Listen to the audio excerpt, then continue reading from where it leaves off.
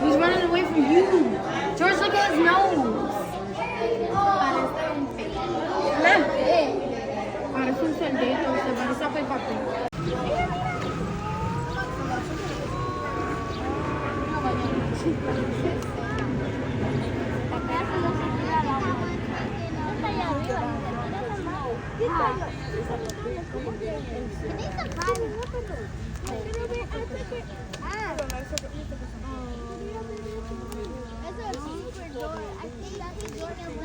For the workers. Excuse me.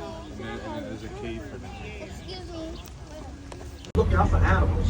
Now, Asia is the continent known for its vast deer population and deer diversity. Now, folks, this is known as Conhow Meadow, where we normally show 3 different deer species and 1 species of antelope. Now, right below us, these honey-colored deer, these are known as the barrasinger deer.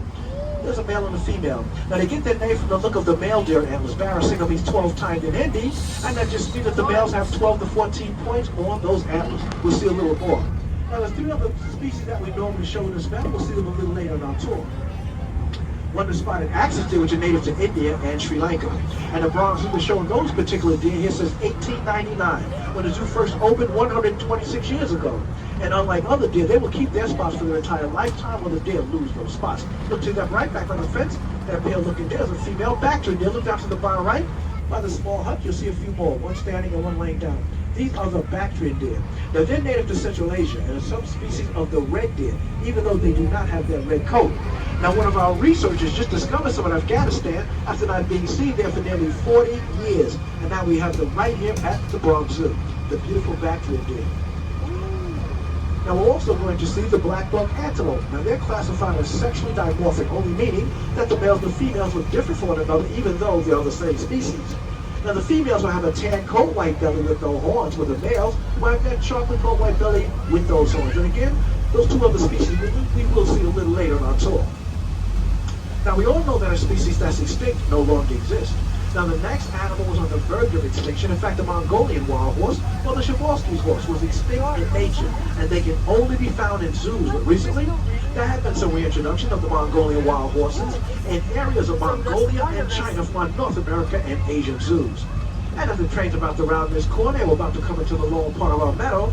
Be on the lookout for the beautiful Mongolian wild horses. And folks, look for the baby foal that we had born back in February. So it's coming out, there they go. Now the baby's right in the front. Here's the baby. Born back in February. The beautiful Mongolian wild horses. That's really cute, like George. Now, as you're looking at them, I'm pretty sure you notice the difference between these horses and our domestic ones. One, they have shorter legs and a stockier build. They also have an erect mane. They're missing a forelock. That's a piece of mane that drapes over the forehead of our domestic horses. Now, the Bronx received its first animals in 1902, and to date, we've had over 50 Mongolian wild horse foals born right here at the Bronx Zoo. Now, in the meantime, here's one of our animal experts. His name is Jonathan Slack. He's here more about these wonderful horses. Again, Jonathan Slack. Well, this is your nature right now. Jonathan This is Slack, nature. I'm the Russia This is our nature hour. So why would you pay attention? Society. I believe that wildlife has a place on this earth. My job is to find practical solutions that allow people and wildlife to thrive together. There's Przewalski's horse went extinct in the wild in the 1960s. On a recent trip to Kazakhstan, I thought about the ongoing successful efforts in that country to bring these horses back to the Central Asian steppe. The world needs happy stories. Watch the impossible become possible and see hope restored. That's what's happening today here at Przewalski's horse. Alrighty, folks, this upper meadow that way and right here is just an extended area where we do allow our horses to play, frolic, and run around. So here at the Bronx Zoo, we do offer them plenty of room and allow them to do just what they want to do. Again, our Mongolian wild horses, and again, all this upper area is theirs, and yes, folks, they use every bit of it. From the lower to the upper, from the back to the front, this is all theirs for the Mongolian wild horses.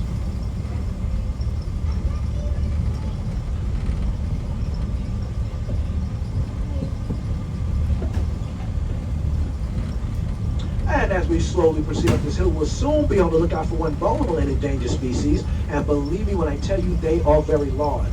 We're speaking about the gaur, the world's largest wild cattle. Now, this time of the day, they normally go to the far right side of their meadow, so we'll be seeing them in a few moments. Again, the gaur, the world's largest wild cattle.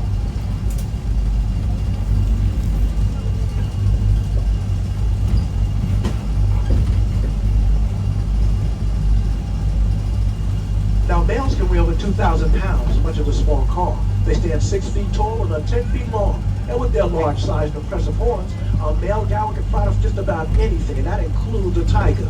But what threatens these huge animals is the loss of their Asian habitats and diseases that they do catch from other domestic cattle. Now, recently we added 2 females and a male from San Diego.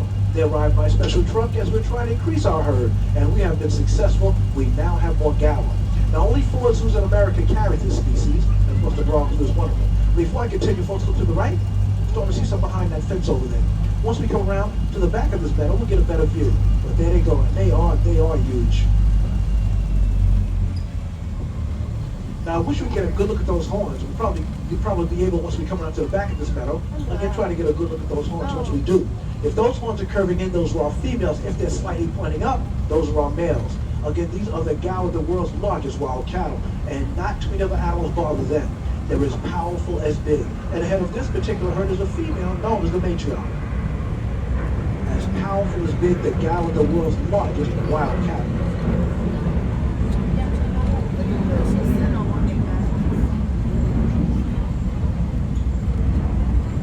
And as we're about to test our scientific and observation skills, you might be hearing a noise coming from a concrete jungle rather than an Asian one. You know, it's easy to forget that the Bronx Zoo sits in the heart of an urban environment.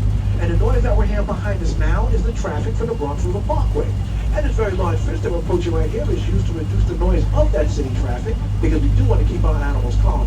Now again, I'm going to ask everyone to please remain seated as we're about to round this corner, because we are now on the lookout for a tiger. Now, tiger stripes provide excellent camouflage, so they're very often difficult to spot. They're so secretive that even our professional researchers have a hard time finding them. Now, adult tigers normally live alone in the wild, which is why you're only going to see one of them at the exhibit at a time. And once you're around this corner, folks will soon be able to look out for Anakin, and it's right on cue. Look up, there he is, walking up the path. Look down to the bottom right, there he is. Now, he's a big one. He's our 14-year-old male Siberian tiger. Now, the 2 types of species that we do show here at the Bronx Zoo, the Malayan and the Siberian, also known as the Amur. The Siberian are the larger of the 2, and that's what you're looking at right now, folks, a Siberian tiger. There. Now, tigers hunt a variety of animals, but they prefer wild pigs and medium-sized deer. Now, typically, a tiger will gorge itself on a fresh kill, eating as much as 40 pounds of meat at one time. Now, just think. That's the equivalent of you and I eating 160 hamburgers in one sitting. And that's the meal of that size, a tiger will not eating it for about several days. And if you do want to get a closer look at our tigers, visit our Tiger Mound right here at the Bronx Zoo. But then goes Anakin, folks, and hear some more about our tigers. WCS works with many species of tigers in the wild and at the zoo. Here is a note from one of our field scientists about his experience working with rangers to protect tigers in Indonesia. Hi, my name is Fahru Alama. I'm helping the rangers of the Mozilla Park in doing their forest patrol. There was a time when we found some tigers with pigs in the jungle. But then we also found that some snares are installed inside the forest, which become threats to the Look up, rangers. folks, they're going to peek at the gaur. We dismantle the snares to make sure that the tigers are safe. And look at those horns. And as the train's about to come down this next wall here, we'll soon be in the back of that very first meadow on the lookout for the animals that we didn't see. As we come down, we see a lot of our black-buck antelope. Those tan and white bellies, mostly just a female. I do see a male back there grazing with that chocolate coat, those dual horns. And there's a big barrel-singer deer slowly walking our way. Now look down to the bottom right. You're now looking at some spotted axis deer. Again, we've been showing these particular deer here for the last 126 years. Look down to the bottom right. A honey-colored barrel-singer deer, also known as the swamp deer. And another spotted axis deer, male, and a female black-buck antelope laying with them. 4 beautiful species. Now the next animal blends in with the muddy area it calls home.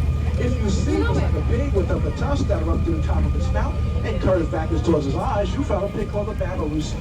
And the fact that the tusk was in the name converted his pig's name. Babirusa means pig deer in the Malay language.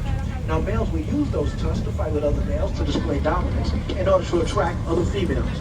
Now their gray colors and they blend in very well with the exhibit. As we're approaching, about to pass our bamboo thicket coming up on the right. Now the first pair we do have a male and he will have those tusks. As we come up, down to the far right, there he goes. The babirusa, the pig deer. Now in the second pair we have two females. They will not have those tusks, but they do have long snouts, and there they go. Got mama who's in the pit there. Now again, I'm going to ask everyone to please remain seated because we're about to see the world's largest land mammal. And of course, we're talking about our Asian elephant, Patty. That's Patty, folks. Look to the right. Right there. She's standing right by the pool. That's Patty. Oh, right there. Now that large tree that you see by the tip of the pool, that's an elephant-sized back scratcher. Now African and Asian elephants are iconic animals worldwide, but they're struggling in the wild. Now the first thing that you notice about this lovely lady is her size. Asian elephants can weigh more than 10,000 pounds, so they need a lot of vegetation. And on top of that, Patty eats about 200 pounds of hay each day, and she drinks about 60 gallons of water, folks. That is per day. Now take a good look at that trunk, because only Asian elephants have this adaptation. She has a finger-like feature on the end of her trunk, where she can gently pick up a blade of grass, all with that same trunk. She can tear down all these tree branches out here with enormous force. That trunk holds more than 40,000 muscles. It's an incredible tool. Now folks, Patty's over 50 years old. She's over 50. Now here at the Bronx Zoo, we do take very good care of our elephants. They not only get baths, but they get pedicures as well, and they deserve it. Again, that is Patty, our Asian elephant. And as we leave our elephant zone, we're now to look out for another large mammal, tends to weigh around 3,500 pounds, has a horn in its nose, and looks to be almost plated. But nothing can be further from the truth when you're talking about a rhinoceros skin. And today, folks, we have our Cali, our greater one-horned rhino, also known as the Indian rhinoceros. Now, I believe that she's on the other side. If she is, we're going to scoot around, and as we do, I'm going to give you some facts. Now, folks, all rhinos are highly endangered, with about 3,700 surviving in India and Nepal. Now, here at the Bronx Zoo, we've had great success caring for these very rare animals, but breeding is a huge challenge. Now, this started for the moms of the trained moms. Listen to this. Female rhinos stay pregnant for 16 months. Then after being pregnant for almost a year and a half, they give birth to a calf weighing around 100 pounds. Now, the calf will stay with its mother for about 2 to 3 years, even though weaning only take about 12 to 16 months. Now, again, most people think that rhinos are armor-plated, and again, nothing can be further from the truth. They just have a layer of skin that has many folds, which you're about to see. So when you do see a rhinoceros laying in the mud, folks, they're not there because they like it. They're there to protect that very sensitive skin from sunlight and from insects. As a matter of fact, one of our other rhinos, her name is Penny. Before the zookeepers bring her out, they have to put sunblock on her face and ears to make sure that she does not sunburn. Now, we've had 14 baby rhinos born right here at the Bronx Zoo, and we're currently caring for 5 endangered species as I speak. Now, as we slowly come around, look back to the corner, and she's over there crazy. That's Cali. Come around and get a better view. Now, this much larger mud wallow that we're slowly passing by is the original mud wallow of Wild Asia, made back in 1977, and made larger by rhinos all by themselves, just by continually stomping around it. That's how they made this one bigger, and they've been doing it for the last 48 years. Here's some more about our rhinos. The rhinos you see here are Indian rhinos. That's Cali. We work with habitats all over the world that are homes to rhinos. Here is a note from our field office in Sumatra, and Wulan, who works with the Sumatran rhino. Sumatran rhinos are the smallest of the world's rhinos, and they are considered critically endangered. My name is Wulan Kusparini, and I'm the Species Conservation Specialist for WCS Indonesia program. We carried out an island-wide survey of the last wild population of Sumatran rhinoceros in Indonesia. With so many unknowns on how to manage Sumatran rhinos in the wild or captivity, our studies showed definitively that we must protect them at source. The cost of doing nothing could be the extinction of the species, and I can't imagine that. All right, folks, as we leave Cali behind and we come into our next two very large meadows, we're now on the lookout for various deer and antelope species. Now, the first deer we're going to be on the lookout for are the hog deer. Now, they get that name because they're short and heavy like a hog. They creep, they duck, they run under things. Rather than jump over things like other deer, hence the name hog deer. Now, if you look between the trees, look down to the bottom right, but I circle fist, those big chocolate-colored deer laying there, they are known as the sandbar deer, the largest deer of southern Asia. They stand about 5 feet tall at the shoulder, weighing as much as 650 pounds, with antlers that go at least 3 feet long on the males. There's a hog deer laying by itself as we come down. Now, right below us, directly below us, those spots, that spotted deer, that's a Formosa Sika deer. Now, they're from the island of Taiwan, formerly known as Formosa. And because of early habitat loss and overhunting in the early 1970s, all but eliminated their herds in the wild. You can only find them in zoos and parks in Taiwan, and yes, we do have them right here at the Bronx Zoo. On our rocky land, we see a combination of our hog deer and some of our brown antler deer. the brown antler deer. They get that name from the shape of the male's antlers, because once they fully develop, they curve backwards towards his brow, hence the name brown antler deer. As you come around, I see a young male sandbar on the fence to the right, and right below there is a female. The largest deer in Southern Asia. And right below us, folks, look down the slope, right below us. You're going to see a picture of our sandbar near the lighting with the black and white hoof. These are our nilgai antelope. These are the largest antelope species in Asia. Now, nilgai means blue bull. These are females, but nilgai means blue bull. That's because the males have a bluish-gray tint to their coats, where the females, as you can see, have a yellowish-brown of theirs. Males have horns, but the females do not. Look right below us.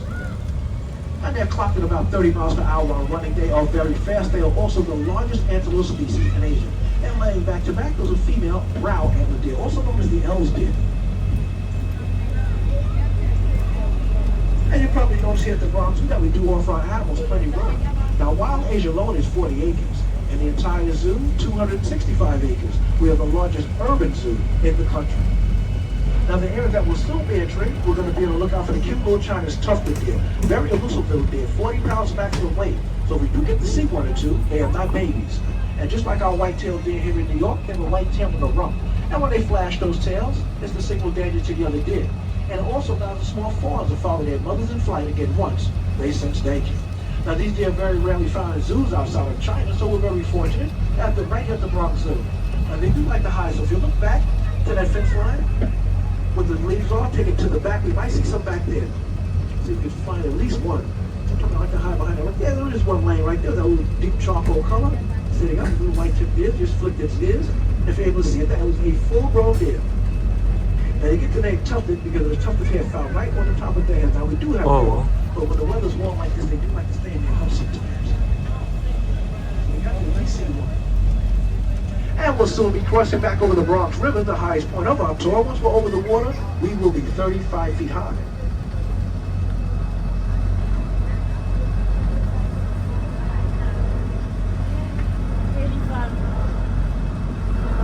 Now, thousands of commuters cross this waterway every day, but underneath the highways and the elevated tracks, the river still rushes along, providing a habitat for turtles, ducks, fish, and migrating birds.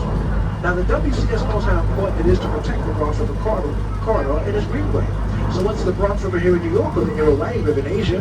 Rivers and streams are vital resources for wildlife everywhere.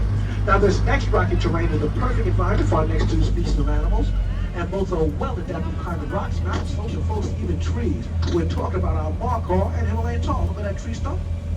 And I'll give you that leaping stat in a second. Look down to the bottom right, you're about to see some of our baby markhors. Little babies right below us. And there's some on the ledge. Now, when the zookeepers first put them out, folks, they were much smaller than that. Now, the males, these horses can grow as long as 5 feet. 5 feet on the males and 10 inches on the females. And they're able to jump 6 to 8 feet straight up. Some more babies over there to the far right. And there's some of our Himalayan tall. Now, the Himalayan tall, that darkest shaggy, the only ones to go directly back over there, like that female sitting there by herself. Also, excellent climbers and leapers. Look down below us, some more babies with the mom. So if we did want to study these animals, get ready to do some real serious rock climbing. This is definitely their terrain. The markhor and Himalayan tall. Now we are now approaching our last animal exhibit on the monorail. I hope he's still there. And yes, he is. I'm speaking about Linus, our red panda. So we're coming up on him. Once we pass this large tree that looks like the shape of a V, there's one behind it, and there's Linus laying on his special branch.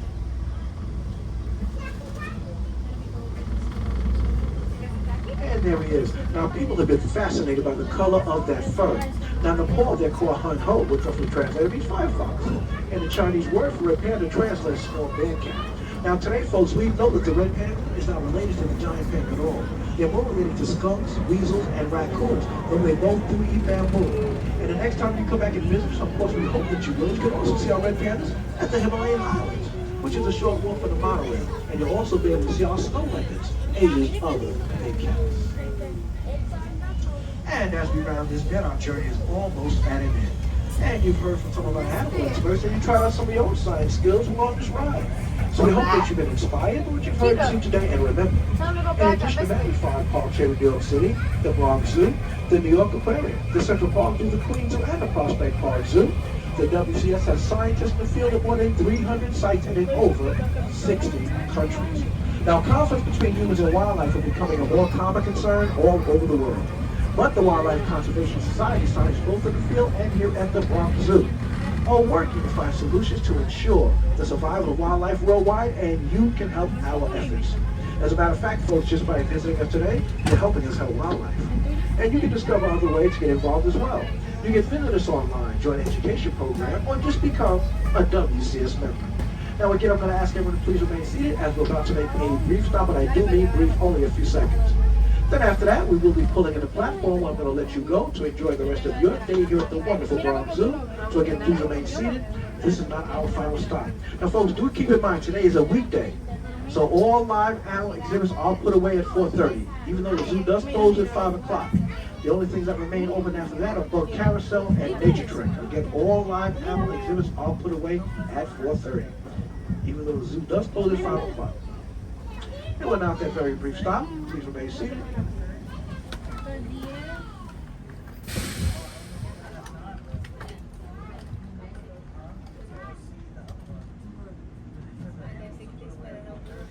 And we are on our way. And our adventure's now come to an end, so please remain seated till the train doors are open and watch your steps as you're exiting the monorail cars. Remember, there was a step up for those in the front row and a step down for those in the back row. And on behalf of the Wildlife Conservation Society and the Bronx Zoo, we want to thank you for joining us today, folks. My name is Eugene. Please come back and join us again real soon here at the wonderful Bronx Zoo. It has been my pleasure. Now, folks, do me one last favor. Please check the seats, check the floors. We don't want you to leave anything behind. And again, watch your steps as you're exiting the monorail cars. And again, enjoy the rest of your day here at the wonderful Bronx Zoo. We'll soon be making that final stop.